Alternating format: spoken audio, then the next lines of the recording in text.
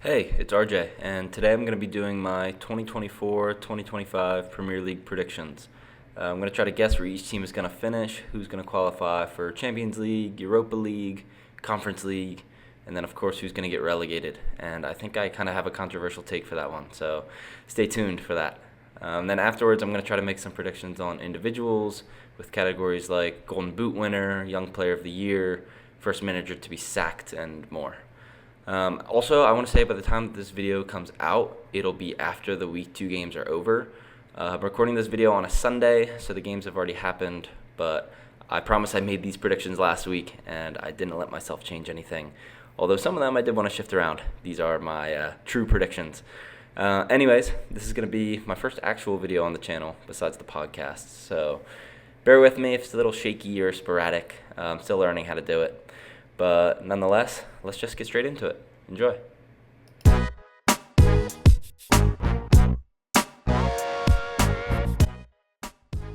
So let's get started. I want to first look at the interesting stuff, being who's going to win the league and who's going to finish in the top 4 and qualify for those heavily sought-after Champions League spots.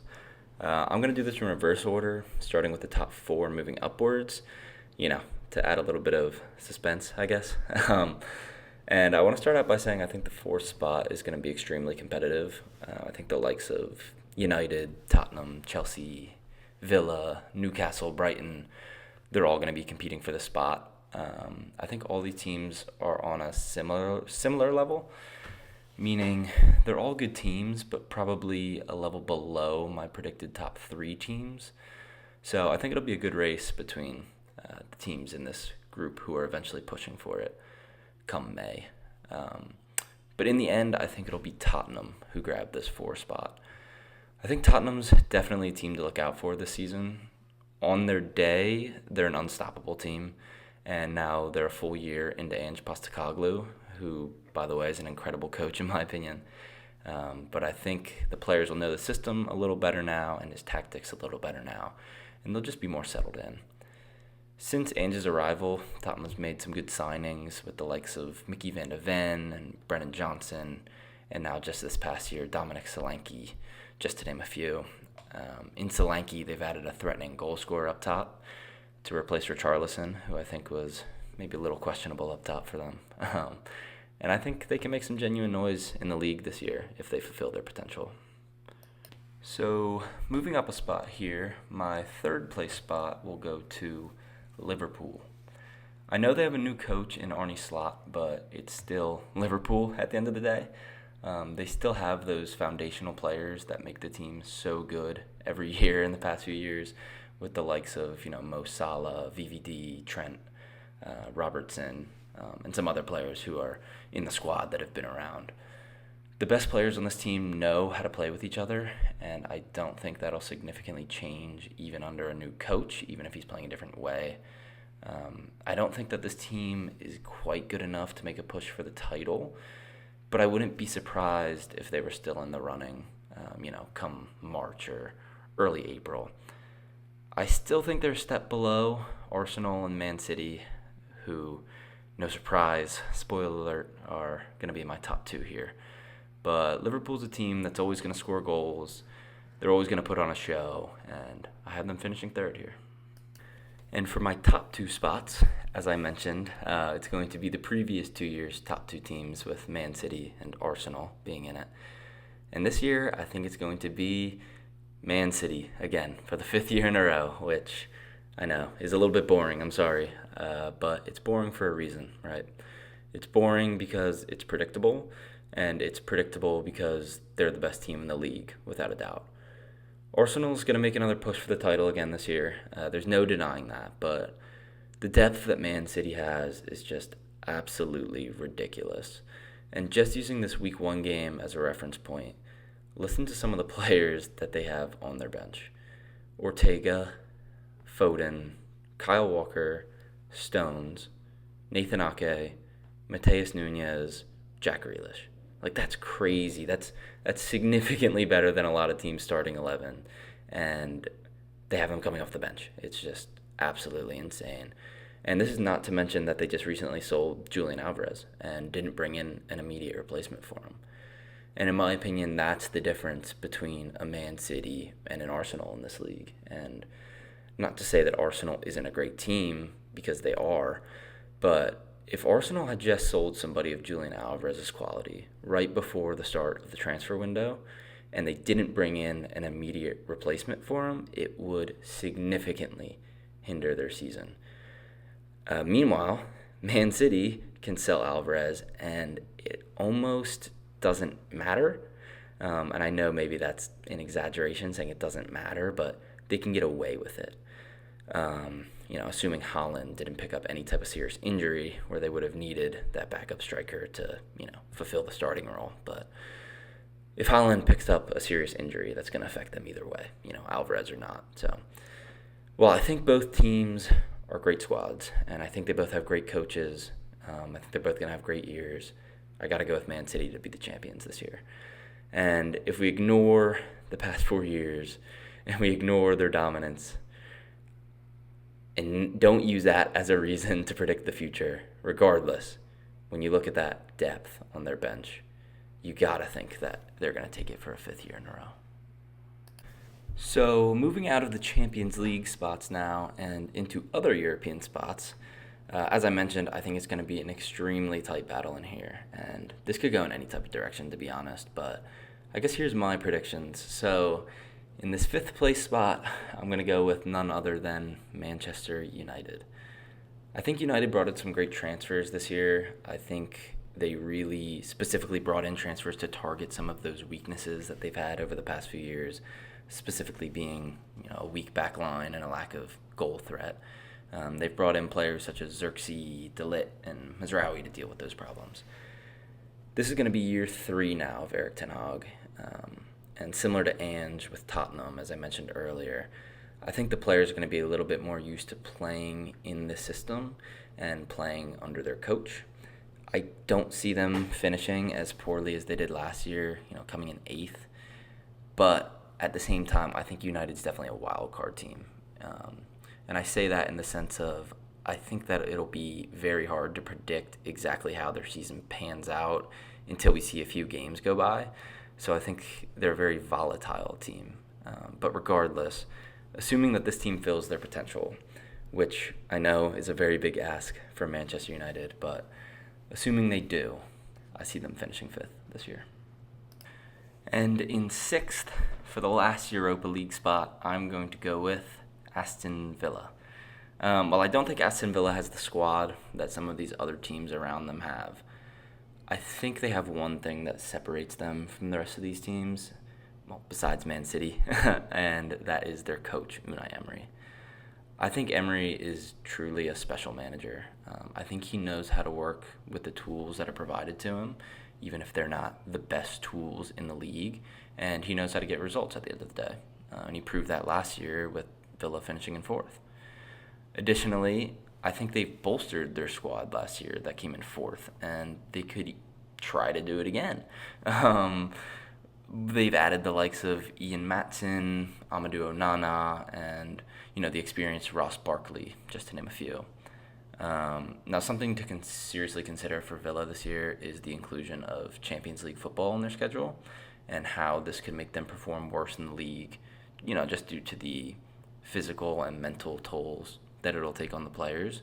And I think that this inclusion of Champions League football is maybe the reason why I have them dropping from 4th to 6th this year, while still remaining competitive. 6th is a great place to finish. But in the past, we've seen teams struggle to do their best in the Prem when they're trying to compete on multiple fronts, especially important tournaments like the Champions League. But I think Emery will manage their schedule accordingly, and I'm still going to have them finishing 6th here. Now, for the last European spot, the Europa Conference League spot, 7th place, I'm going to go with the team that some people might have been waiting for me to say, Chelsea.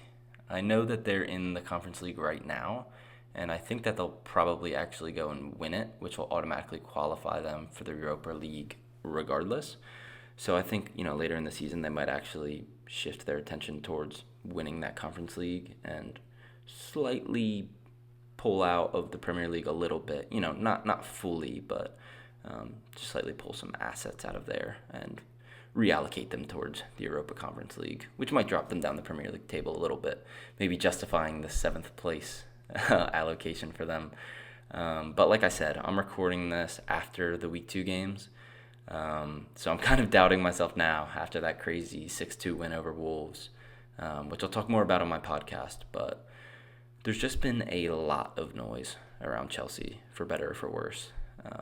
Whether it's been in the transfer market and questions about their financial fair play policies, their new coach in Enzo Maresca and how he's going to be able to handle the team, off the field issues like we've seen with Sterling and Chilwell, or whatever it's been. I think Chelsea players have a ton of pressure on them right now, and I think they're under a magnifying glass by outsiders looking in. The team is being heavily scrutinized by seemingly everyone on TV that has a voice, and that might be a lot for these players, especially considering they'll be relying on the likes of 22-year-old Cole Palmer and their 23-year-old captain Enzo Fernandez, and we'll see how mature these players are and how well they can handle this added pressure. But I think Chelsea's kind of like United in the sense that I think they're going to be a hard team to predict exactly how they're going to do until we get further into the season and see how some of these results begin to unfold. But I'm very excited to see how Chelsea does this year. They're a team with a lot of potential on their roster and a lot of youth that could come to fruition this year. They're going to be competing on multiple fronts given that they're in the Europa Conference League. But for now, I'm just going to keep them in that 7th place spot. Okay, so we're done with our European placements. And I now want to move into teams that are going to finish outside of Europe and above relegation spots. And I don't want to spend too much time talking about these teams just because they're kind of going to be in a gray area in the sense that, if you're not in a European spot and you're not relegated, well, you're kind of the same as the team above and below you in a sense. But I do want to wrap out my top 10. And so I want to say that I have Newcastle and Brighton finishing in 8th and 9th, respectively. I think Newcastle and Brighton are two of those teams that are going to be in serious contention for those European spots, possibly even including, that top 4 spot. But in my predictions, I have them falling just outside the top 7 for no other reason than the quality of the teams above them. And then in my 10th place spot, I have West Ham. I think West Ham are probably a level below the 9 teams above them. I don't think they specifically fit in that group with the United, the Chelseas, the Newcastles, and Brighton. But I do think that they're possibly a level above the teams below them. And I think they're a solid squad who've really bolstered their squad this offseason. And I think if they do well, they should finish in the top half of the table. For spots 11 through 16, I didn't really give too much thought into the orders of teams. I mean, I did order them, but it wasn't like a concrete belief by any means, because that would be really hard to predict. The difference between 11th and 16th last year was 9 points. And to put that in perspective, the difference between 1st and 4th was 23 points last year. So it was really tight, 11 to 16. So there's really no point in trying to get the order spot on, but I guess I'm going to try anyway. But again, the important thing is the teams that I have within the range, not necessarily the order of the teams within these range. Also, for similar reasons, I'm not going to go into why I put these teams here. I'm just going to read them out. So in 11th, I have Crystal Palace. 12th, I have Wolves.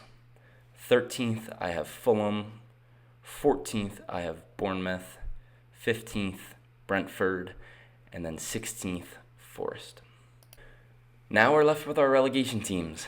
And for suspense reasons, similar to my top 4, I'm going to start from the bottom and make my way up until there's just 2 teams left with 1 safe position available.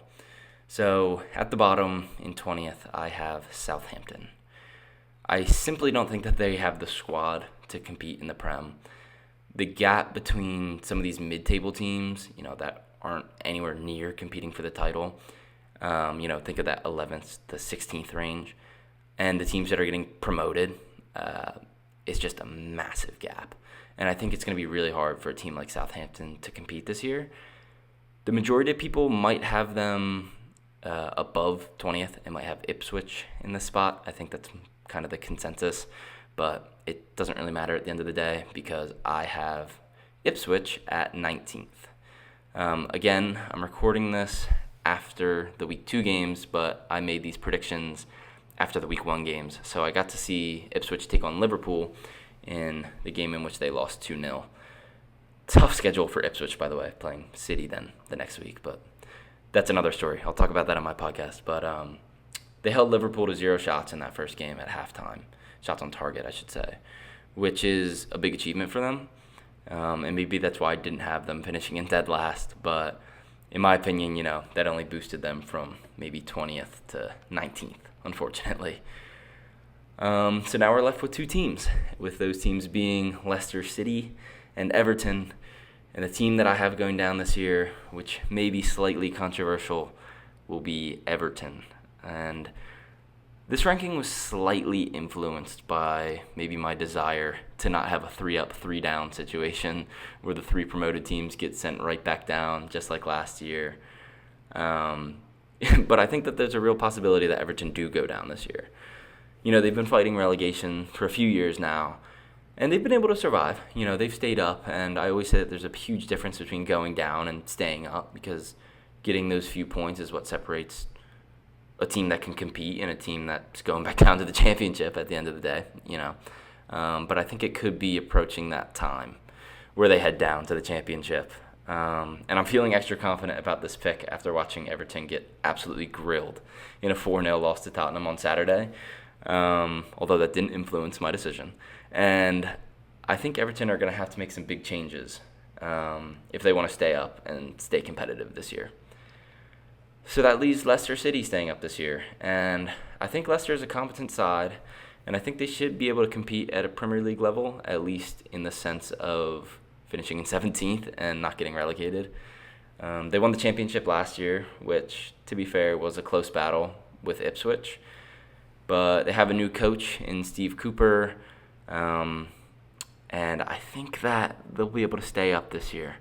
I think it'll be close between them and Everton, but give me Leicester staying up this year. Okay, and before I get into my individual predictions, I just want to throw in some FA Cup and Carabao Cup winners for this year.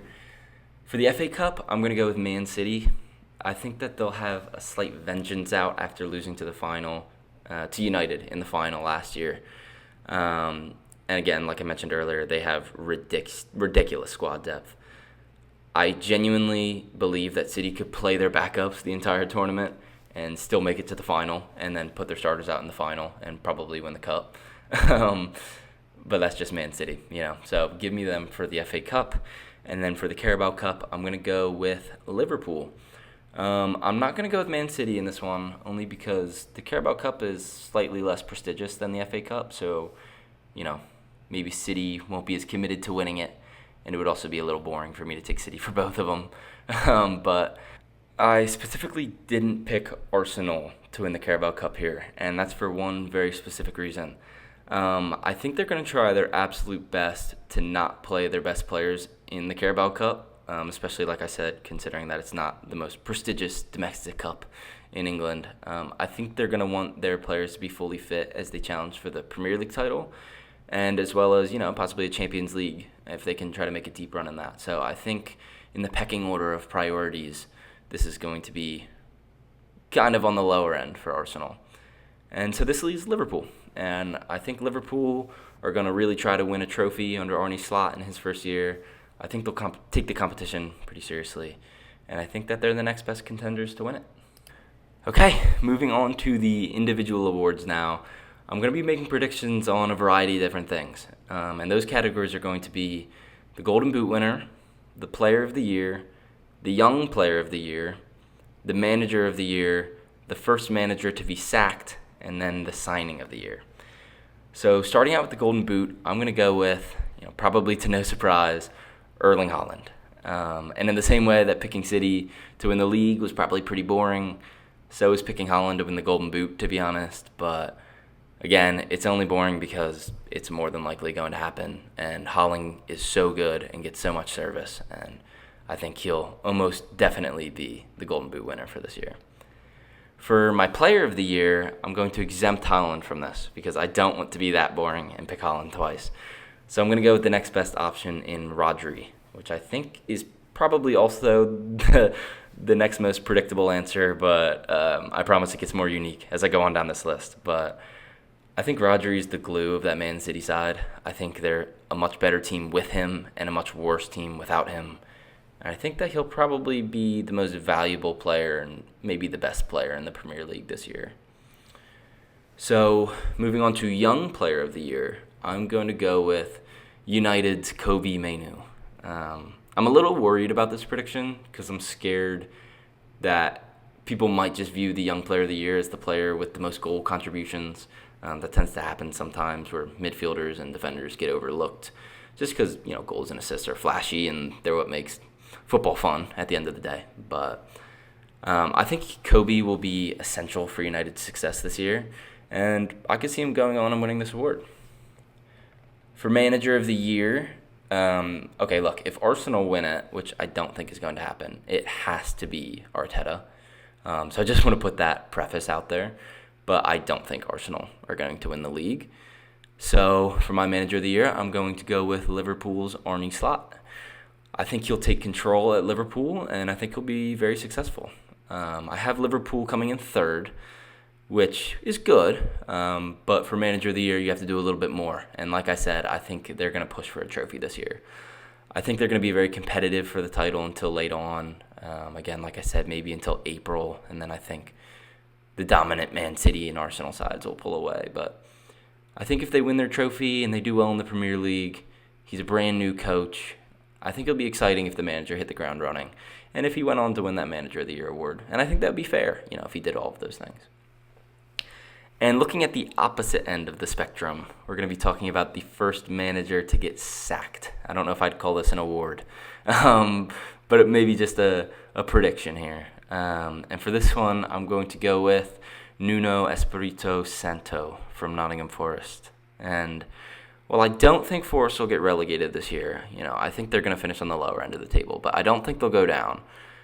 I could definitely see them struggling early on and wanting to make a change to, spur up some excitement and get a change of results if things aren't going their way. Forest have shown low loyalty levels possibly towards managers in the past, in my opinion, with the harsh removal of now Leicester coach Steve Cooper midway through last year, and I think Nuno could find himself next on the chopping block if results don't go his way early on. And now the signing of the season. So I'm actually going to give two answers for this one because, again, I'm afraid that people will make their decision for this one based on how many goals and assists a player have, just because goals and assists are what people care about and what win games, to be fair. So, in my opinion, regardless of goals and assists, the actual signing of the season is going to be Matthias de Ligt.